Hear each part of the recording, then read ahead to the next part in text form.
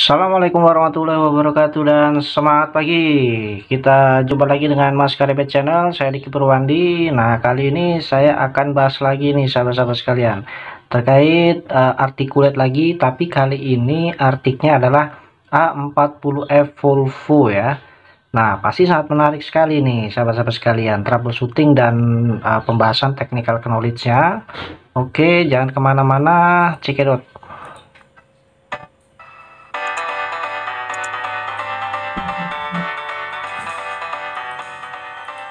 Pertama-tama marilah kita panjatkan puji syukur kepada Allah Subhanahu wa taala karena berkat limpahan rahmat dan hidayahnya sehingga kita bisa diberikan selalu kesehatan dan keselamatan ya sahabat-sahabat sekalian. Baik, langsung saja ya sahabat-sahabat sekalian. Jadi problem kita kali ini adalah problem brake pada articulate Volvo yaitu A40 seri F ya sahabat-sahabat sekalian. Nah, jadi deskripsi problemnya pada saat diinjak brake oleh operator ya, pada saat operasi tiba-tiba warning brake muncul dan kemudian langsung tiba-tiba parking brake-nya aktif sahabat-sahabat sekalian tanpa diperintah. Nah, habis itu udah nggak bisa diapain lagi kecuali dia dimatikan dulu engine-nya, di on, di running lagi baru normal lagi ya. Ketika operasi kembali dia terjadi lagi sahabat-sahabat sekalian, pada saat melakukan pengereman dia langsung warning brake-nya muncul, tiba-tiba langsung parking brake-nya juga aktif. Nah, ini sangat mengganggu ya sahabat-sahabat sekalian, karena kalau udah muncul warning itu nggak bisa diapa-apain lagi nih udah sahabat sekalian, udah ngebrake dia ya. Jadi kebetulan saya sendiri yang melakukan troubleshooting ini bersama teman-teman ya. Mari kita ikuti prosesnya sahabat-sahabat sekalian. Baik, sesi pertama saya akan menjelaskan terkait dengan cara kerja daripada brake system yaitu A40F Volvo ya sahabat-sahabat sekalian. Jadi A40F Volvo ini cukup populer sih untuk unitnya karena dia konon katanya sih dia lebih unggul daripada 740 ya, punya Caterpillar. Wah, luar biasa memang. A40F ini memang cukup terkenal di kalangan tipe unit articulate dump truck ya.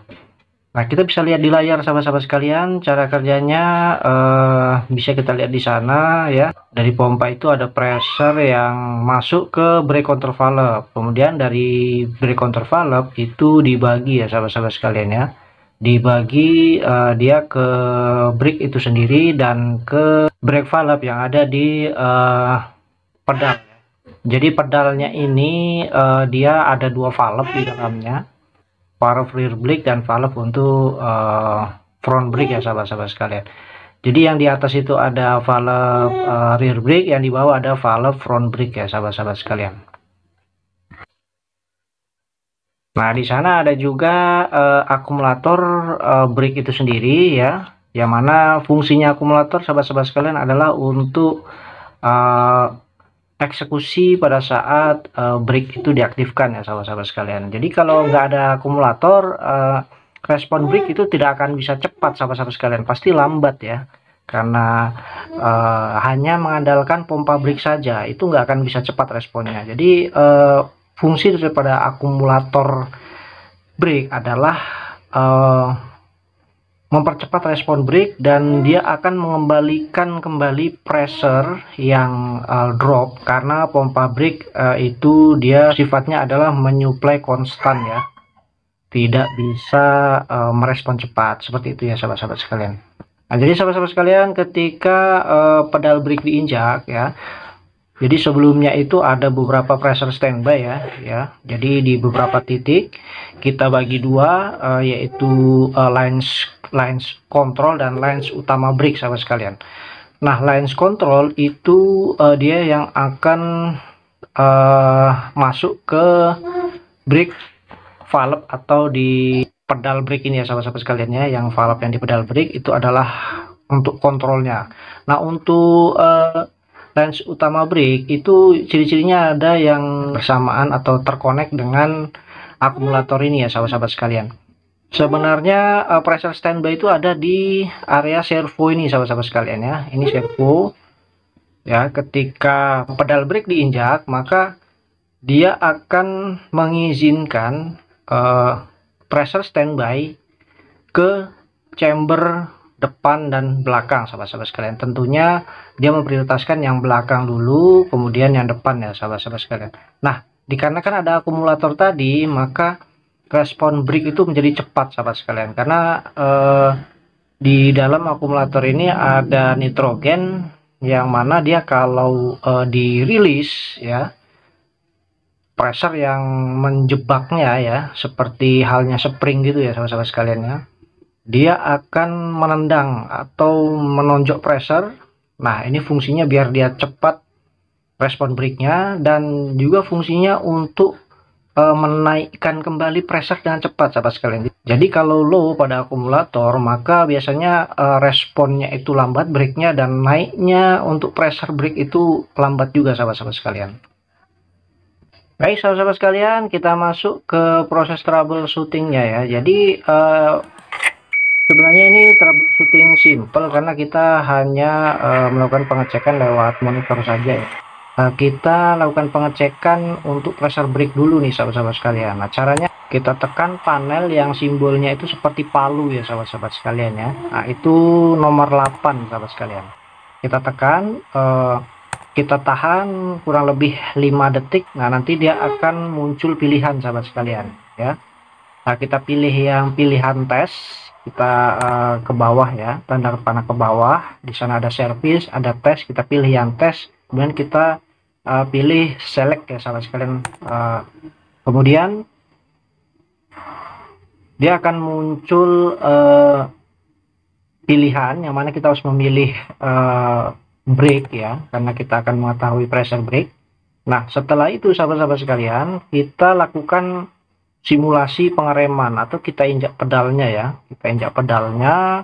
Nah, kita lihat responnya sahabat sekalian di pressure yang terbaca di monitor ini. Kalau dia turun ya, turun drastis gitu dan naiknya juga cepat ya, itu bagus sahabat sekalian. Tapi kalau dia turun drastis, turunnya itu sangat jauh dan naiknya lambat, dia pasti akan warning sahabat sekalian, karena pressure brake ini nggak boleh di bawah sekitar 100 bar ya. Untuk pressure normalnya adalah dia di sekitar 200 sampai 250, biasanya di 220 bar.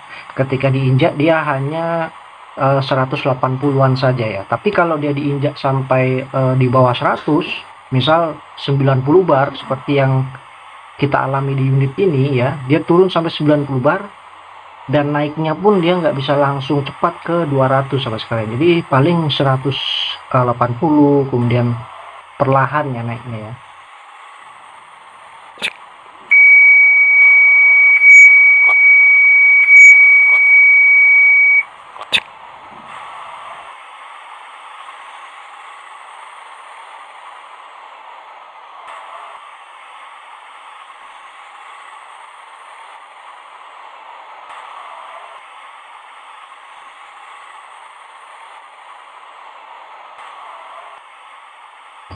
Nah, ini adalah ciri-ciri di mana salah satu komponen penting dari brake ini mengalami abnormal ya sahabat-sahabat sekalian. Jadi sahabat-sahabat sekalian, kalau menemui fenomena seperti ini, maka tidak usah bingung-bingung ya. Kita cek aja langsung akumulatornya sahabat sekalian. Nah, kalau teman-teman punya toolsnya itu bagus. Kita cek akumulatornya. Jadi akumulator itu dia harus di angka 85 sampai 103 bar ya sahabat-sahabat sekalian. Tapi kalau nggak punya toolsnya untuk mengukur, biasanya sih teman-teman itu ditimbang ya sahabat sekalian ya. Ditimbang di timbangan gitu, kira-kira kalau dia stoknya sedikit, karena di sana ada 6, sekitar 6 atau 7 gitu ya, depan dan belakang ya. Biasanya teman-teman itu ditimbang mana yang ringan, itu yang low charge sahabat sekalian ya. Untuk nitrogennya berarti sudah entah bocor atau berkurang ya, maka diganti yang ringan saja. Kalau yang masih berat berarti nitrogennya masih bagus. Tapi biasanya sih itu juga kurang maksimal sahabat sekalian ya. Bagusnya sih diganti baru semua ya. Kalau bisa depan belakang itu diganti, karena biasanya kalau sistem brake itu biasanya ini yang pernah kita alami, kalau yang problem adalah brake belakang gitu ya, kita ganti akumulator belakang satu set. biasanya nanti sebulan kemudian yang depan juga akan kena sahabat sekalian. Dia menular ya, semacam kayak sirkuit elektrik juga tuh, karena kan ini dia sirkuit ya. Mana yang sirkuit itu mana yang lemah, itulah yang diserang sahabat sekalian. Dia akan semakin melemah, tidak bisa mengimbangi komponen yang kuat. Jadi sarannya adalah ketika terjadi low pressure pada nitrogen, diganti satu set, baik depan maupun belakang. Kira-kira mungkin ada 12 akumulator nih sahabat-sahabat sekalian, harus diganti ya.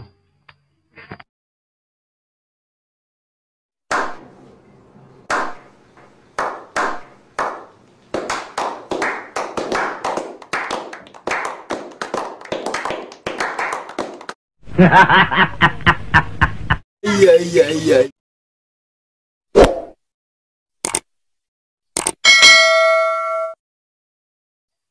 Nah, jadi sahabat-sahabat sekalian, langsung saja kami waktu itu mengganti akumulator satu set depan dan belakang, dan hasilnya adalah unitnya sembuh ya sahabat sekalian, tidak ada error break lagi. Jadi pengalaman juga di beberapa waktu sebelumnya itu teman-teman mengganti hanya akumulator belakang saja sembuh ternyata, tapi sebentar aja sahabat sekalian, hanya 1 atau 2 minggu aja sembuh, ternyata dia kumat lagi. Akhirnya diganti juga yang akumulator depan, akhirnya dia sembuh total. Jadi sarannya ketika ada problem di akumulator low charge itu diganti total semuanya ya sahabat-sahabat sekalian.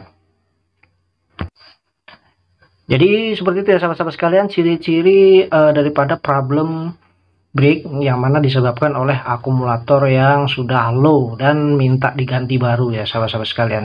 Semoga ini bisa bermanfaat ya untuk para viewer channel Mas Karebet di seluruh pertambangan dan proyek di seluruh Indonesia ya. Jangan lupa subscribe, like, dan share-nya. Saya akhiri, wassalamualaikum warahmatullahi wabarakatuh.